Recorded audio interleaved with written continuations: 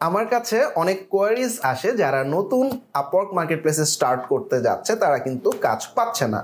So আমি আজকে আসলে আপওয়ার্কে দ্রুত কাজ পাওয়ার টোটাল 19টা ট্রিক্স অ্যান্ড টিপস শেয়ার করবো আপনাদের সাথে। সো নাম্বার 1 হচ্ছে আপনি যেই নিশে কাজ পারেন বা যেই সেক্টরে কাজ পারেন সেই সেক্টরে টোটাল অন্তত পক্ষে 10টা আপওয়ার্ক প্রোফাইল ঘাটাঘাটি করুন। একটা ছোট্ট নিশে কাজ শুরু করুন, যেমন আপনি ওয়ার্ডপ্রেস ডেভেলপার, আপনি ওয়ার্ডপ্রেস অপটিমাইজেশন অথবা ওয়ার্ডপ্রেস প্লাগইন ডেভেলপমেন্ট অথবা থিম ডেভেলপমেন্ট, এরকম একটা ছোট্ট নিশে নিজের প্রোফাইলটা সাজান এবং অন্তত প্রথম 20টা কাজ ওই ছোট্ট নিশের উপর নেওয়ার চেষ্টা করেন। তাহলে কি হবে, আপনার প্রোফাইলটা ওই নিশে র্যাঙ্ক হয়ে যাবে, প্রচুর পরিমাণে ইনভাইটেশন অটোমেটিক্যালি পাওয়া স্টার্ট হবে। নাম্বার 2 হচ্ছে আপনি যে নিশে কাজ করেন সেই নিশে অন্যান্য প্রোফাইলগুলো ঘাটাঘাটি করার পর প্রোফাইলের title, description, specialize profile, portfolio, project কে কিভাবে দিল এটা একটা আইডিয়া নেওয়ার চেষ্টা করেন এবং খুব দ্রুত আপনি আপনার প্রোফাইলটি সাজিয়ে ফেলুন।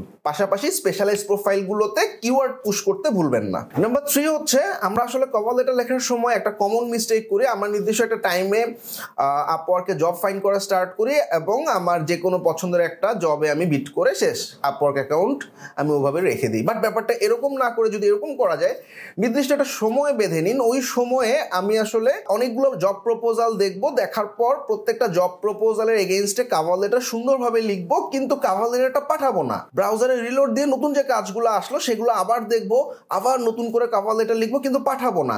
এভাবে প্রতিদিন 10টা কভার লেটার লিখুন এবং সবগুলো পাঠানোর দরকার নেই। একটা বা 2টা জবে কভার লেটার লিখে জবটা সেন্ড করুন, কিন্তু সবগুলোতে অ্যাপ্লাই করা বা বিট করার দরকার নেই। এতে যেটা হবে, আপনার কভার লেটার লেখার স্পিডটা অনেক বেড়ে যাবে। পাশাপাশি আপওয়ার্ক অ্যাকাউন্টে একটা লং টার্ম আপনি অ্যাক্টিভ থাকলেন, এতে অটোমেটিক্যালি নক আসা বা প্রোফাইলের ভিউয়ের সংখ্যা বেড়ে যাবে। নাম্বার 4 হচ্ছে আপনি ইনিশিয়ালি অবশ্যই ছোট কাজগুলোতে বিট করেন, অনেক হাই বাজেটের কাজগুলো না, ছোট অ্যামাউন্টের কাজগুলোতে বিট করেন, কারণ এখানে আপনার কম্পিটিশনটা খুব দ্রুত কমে যাবে। পাশাপাশি আর্জেন্ট হায়ারিং বা ক্লায়েন্টের জব পোস্ট দেখে কিন্তু আসলে বোঝা যায় খুব সহজে যে এই ক্লায়েন্টের খুব আর্জেন্ট বেসিস কাজগুলো লাগবে।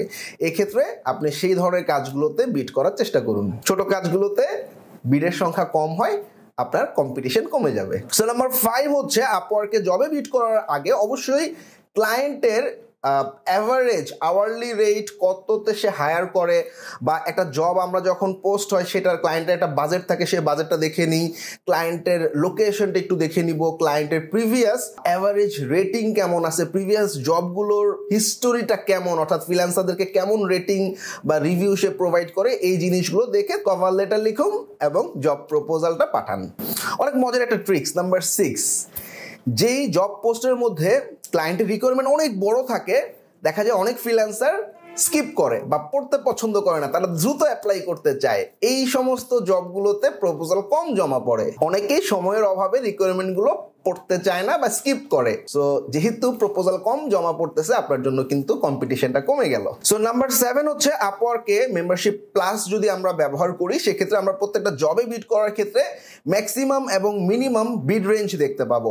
সো আমরা যখন ক্লায়েন্টের কোনো একটা জব প্রপোজালে বিট করব, আমরা অবশ্যই ক্লায়েন্টের যে এস্টিমেটেড বাজেট আছে সেই বাজেটে বিট করার চেষ্টা করবো। একটু চিন্তা করি আমরা এভাবে, ধরা যাক আমি একটা বিল্ডিং করতে চাচ্ছি, তো আমার পাশের বাসায় একটা বিল্ডিং হয়েছে, আমি ওনাকে জিজ্ঞাসা করলাম, ভাই আপনার বিল্ডিং এ টোটাল লেবার কস্ট কত পড়ছে? তো উনি বললো আমার 60 লাখ টাকার মতো খরচ হয়েছে।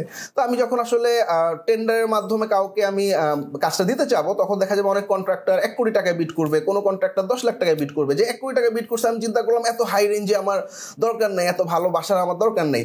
বা আবার যারা 10 লাখে বিট করছে, আমরা চিন্তা করবো যে আসলে ও মনে হয় কাজই পারে না, সে শুধুই বিট করছে। সো এস্টিমেটেড বাজেটের কাছাকাছি অ্যামাউন্টে সবসময় বিট করতে হবে। সো নাম্বার 8 হচ্ছে যখন আমরা এস্টিমেটেড প্রপোজালে বিট করলাম, সেক্ষেত্রে আমরা ক্লায়েন্টের যদি আমার ইনবক্সে চলে আসে, আমরা চেষ্টা করব ভিডিও কলে ক্লায়েন্টকে কনভার্ট করে নেওয়ার। খুব দ্রুত ভিডিও কলে কনভার্ট করে নিলে আমরা আসলে আমাদের প্রিভিয়াস এক্সপিরিয়েন্স বা আমাদের ইনসাইটগুলো খুব সহজে শেয়ার করতে পারি, কাজ পাওয়ার প্রবণতা বেড়ে যায়। নাম্বার 9 ভেরি ইম্পর্টেন্ট, আমরা অনেকেই কভার লেটার কপি পেস্ট করি, অর্থাৎ আমাদের একটা টেমপ্লেট সাজানো থাকে, সেই টেমপ্লেটটা আমরা কপি করে পেস্ট করে কিছু জিনিস চেঞ্জ করে আমরা পাঠাই। এই জিনিসটা করা যাবে না। প্রত্যেকটা cover letter should be unique.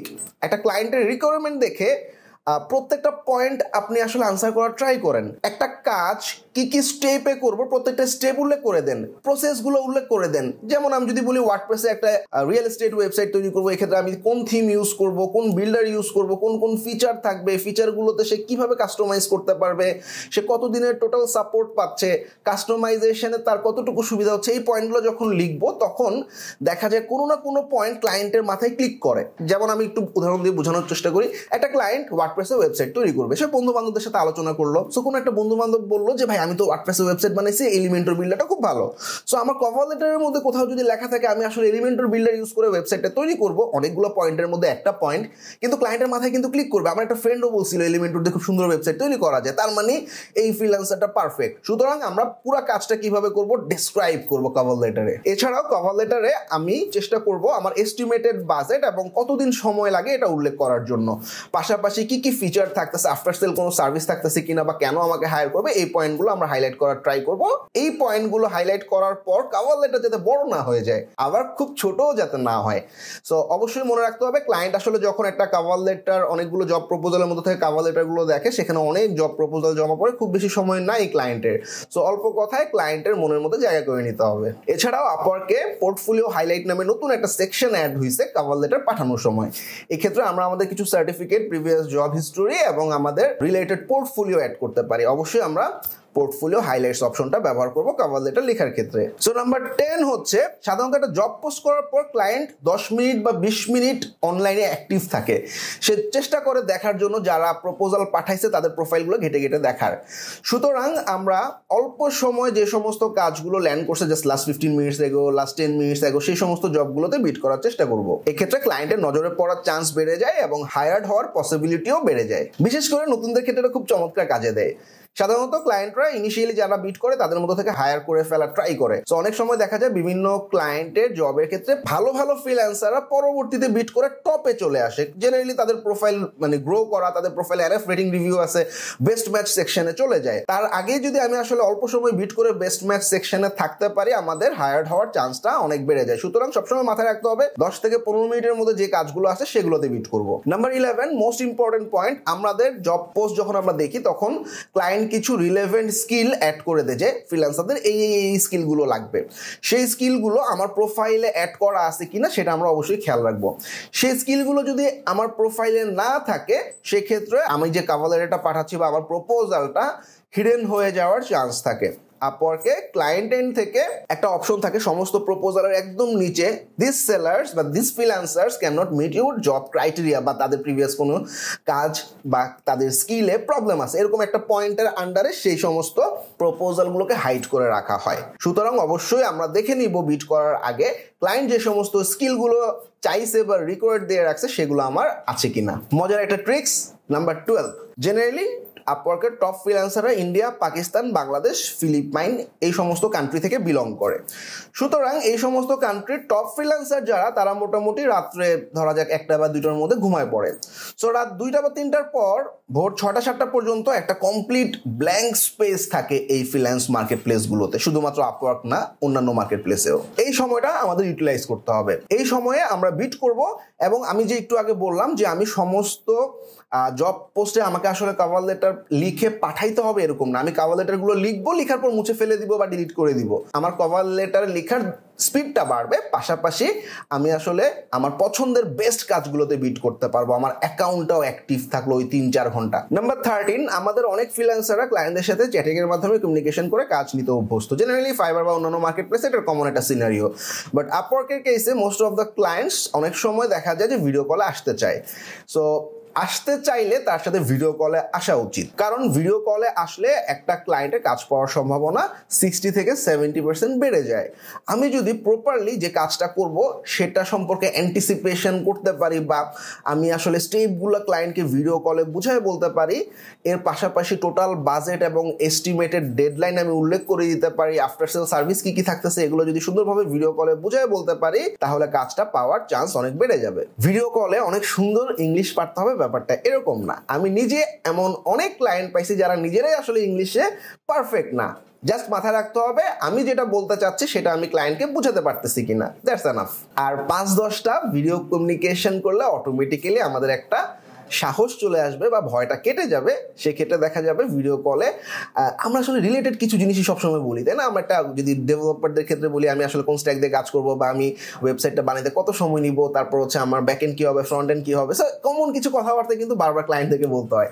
So আমার একটা মনে আছে ছোটকালে আমরা যখন ক্রিকেট খেলা দেখতাম, ইনজামামের ক্রিকেট খেলা দেখতাম পাকিস্তানের সময়, সে ক্যাপ্টেন ছিল, তার ইংলিশের অবস্থা খুবই খারাপ ছিল, বাট সে কিন্তু ম্যানেজ করে নিত। সে কিন্তু কমন কিছু কথাবার্তা বলতো, যেমন বয়েস place well, team did well today, so এরকম কমন কিছু ব্যাপার স্যাপারই তার কিন্তু রেগুলার বেসিসে বলতে হইতো। সো আমাদের ক্ষেত্রেও তাই, আমরা যখন কোনো একটা সার্ভিস দিব, আমাদের একটা নির্দিষ্ট নিশে কমন কিছু কথাবার্তা বারবার ক্লায়েন্টের সাথে বলতে হবে। সো প্রথম 10টা মিটিং আমরা চোখ বন্ধ করে ফেস করি, ক্লায়েন্ট হায়ার করুক আমাকে না করুক, আমার আসলে একটা ভয় কেটে যাবে বা এক্সপিরিয়েন্স হবে, যে এক্সপিরিয়েন্সের মাধ্যমে পরবর্তীতে যে কোনো ক্লায়েন্টের সাথে ভিডিও কলে গেলে আমরা দেখবো খুব দ্রুত ক্লায়েন্টরা কনভার্ট হয়ে যাচ্ছে। সো নাম্বার 14, অনেক ইম্পর্টেন্ট পয়েন্ট, আমরা জব অফার যখনই আপওয়ার্কে পাই আমরা অনেকে দ্রুত অফারটা অ্যাকসেপ্ট করে কাজ স্টার্ট করি। সবসময় এটা করা উচিত না, কারণ সব ক্লায়েন্ট সমান না। প্রথম 5 থেকে 8টি কাজের উপর আপনার জব সাকসেস স্কোর ডিপেন্ড করবে। প্রথমে যদি আমাদের জব সাকসেস স্কোর অনেক কমে যায়, সেক্ষেত্রে সেই অ্যাকাউন্টটা গ্রো করা অনেক টাফ হয়ে যায়। এই জন্য ফিক্সড প্রাইসের যে কাজগুলো, সে অফারগুলো আমরা কিছুক্ষণ ঝুলিয়ে রাখবো। ক্লায়েন্টের একটা ফুল ওয়েবসাইটের কাজ যদি হয়, আমি 1 পেজ বা 2 পেজ করে ক্লায়েন্টকে দেখাবো, ক্লায়েন্ট আইডিয়া পাবে এবং ক্লায়েন্টের আমি আসলে মাইন্ডটা ট্র্যাক করার ট্রাই করবো। ক্লায়েন্ট যদি দেখে অনেক হ্যাপি, অফারটা অ্যাকসেপ্ট করে কাজ আমি সামনে আগাবো। আর যদি মনে হচ্ছে যে ক্লায়েন্টকে আসলে হ্যাপি করা রিয়েলি টাইপ, ওই অফারটা আমার অ্যাকসেপ্ট করার দরকার নেই, কারণ অফারটা অ্যাকসেপ্ট করার সাথে সাথে ওইটার ক্লায়েন্টের রেটিং বা রিভিউ বা প্রাইভেট ফিডব্যাক বা পাবলিক ফিডব্যাক আমার জব সাকসেস করে কিন্তু অ্যাড হয়ে যাবে। সো নাম্বার 15 হচ্ছে আপওয়ার্কে যখন আমরা প্রোফাইলটা সাজাবো, এনাফ পরিমাণ পোর্টফোলিও আমাদের অ্যাকাউন্টে আপলোড করতে হবে এবং পোর্টফোলিওগুলো তৈরি করার ক্ষেত্রে আমরা কিছু মকআপ তৈরি করতে পারি। সুন্দর কিছু, যদি ওয়েব ডেভেলপার হয়ে থাকি, সুন্দর কিছু ওয়েবসাইটের ডিজাইন আমরা মকআপ করে সাজায় রাখতে পারি 1600 বাই 1200 পিক্সেলের, যাতে আমাদের পোর্টফোলিওগুলা খুব সমৃদ্ধ দেখায়। আপনি যতগুলো কাজ পারেন, অর্থাৎ আপনি ওয়ার্কপ্লেসের বা যেই সেক্টরে কাজ করেন সেই সেক্টরে যত ধরনের কাজ পারেন সব ধরনের প্রজেক্ট আপলোড করেন। প্রজেক্ট হচ্ছে ফাইবারের গিগের মতো, অর্থাৎ কোনো কাজে আমি অ্যাপ্লাই না করেও অটোমেটিক্যালি আমার প্রজেক্টটার যদি র্যাঙ্ক হয়ে যায় বা এনাফ পরিমাণ রিভিউ থাকে, অটোমেটিক্যালি আমার কাছে ক্লায়েন্ট আসবে। তো আমরা চেষ্টা করব আমরা যত ধরনের সার্ভিস লাইনের কাজগুলো পারি সবগুলোর উপরে প্রজেক্ট তৈরি করার। পাশাপাশি 30 থেকে 60 মিনিটের কনসালটেন্সি অপশন অবশ্যই অ্যাড করবেন প্রোফাইলে। এর পাশাপাশি আমরা প্রজেক্ট বুস্টিং ফিচার ব্যবহার করে প্রচুর পরিমাণ ক্লায়েন্টের নক পেতে পারি। নাম্বার 16 হচ্ছে আপওয়ার্কে অ্যাভেলেবল ব্যাজ এবং প্রোফাইল বুস্টিং অপশন আমরা ব্যবহার করব। অল্প কিছু কানেক্টের বিনিময়ে আমি কিন্তু আমার প্রোফাইলের ভিউ এবং ইনভাইটের সংখ্যা খুব সহজেই বাড়ায় নিতে পারছি, দ্রুত কাজ পাওয়া সহজ হয়ে যাবে। আমরা অনেকেই আপওয়ার্কে কাজ করতেছি বাট মেম্বারশিপ প্লাস নেই না। তো আমার ক্ষেত্রে আমার পার্সোনাল অপিনিয়ন হচ্ছে মেম্বারশিপ প্লাস আপনাকে কিছু হিডেন বেনিফিট দিবে। তাছাড়া কানেক্ট শেষ হয়ে গেলে দ্রুত কানেক্ট কেনার চেষ্টা করুন, কারণ প্রথম মাসের ফ্রি কানেক্টের পর আপনাকে কিন্তু কানেক্ট কিনতেই হচ্ছে। নাম্বার 18, অনেক ইম্পর্টেন্ট পয়েন্ট, আমরা প্রথম মাসে দেখা যায় আপওয়ার্কে অনেক অ্যাক্টিভ থাকি, খুব সুন্দরভাবে কভার লেটার পাঠাই, আবার অনেকে একদিন বিট করে 2 থেকে 3 দিন বিট করার কথা ভুলে যাই। এই কাজটি করা যাবে না। অন্তত প্রথম 2 থেকে 3 মাস প্রতিদিন 4 থেকে 5 ঘন্টা আপনি আপওয়ার্ক অ্যাকাউন্টে সময় দিন। উপরে স্টেপগুলো ফলো করুন, ইনশাল্লাহ আপনার অ্যাকাউন্টে পর্যাপ্ত পরিমাণে ক্লায়েন্টের মেসেজ বা ইনভাইটেশন আসা শুরু হবে এবং আপনার প্রোফাইল খুব সহজে গ্রো হয়ে যাবে। নাম্বার 19, অনেকে যখন এনাফ পরিমাণ কাজ প্রোফাইলে রানিং থাকে বা যথেষ্ট পরিমাণে নক আসা শুরু হয়ে যায়, আপওয়ার্কে প্রপোজাল পাঠানো বন্ধ করে দেই। মনে রাখবেন, আপনি যত বেশি কাজ রোল আউট করতে পারবেন ক্লায়েন্টের 5 স্টার রেটিং রিভিউ সহ, তত বেশি ক্লায়েন্ট আপনাকে মার্কেট প্লেসগুলো দিবে। এটাই মার্কেট প্লেসের অ্যালগরিদম, কারণ মার্কেট প্লেসও চায় ক্লায়েন্টরা হ্যাপি থাক, তাই প্রপোজাল পাঠানো বন্ধ করা যাবে না। উপরের স্টেপগুলো ফলো করুন, ইনশাল্লাহ আপওয়ার্কে 2 থেকে 3 মাসের মধ্যেই আপনি রেগুলার বেসিস কাজ পাওয়া শুরু করবেন। Thank you.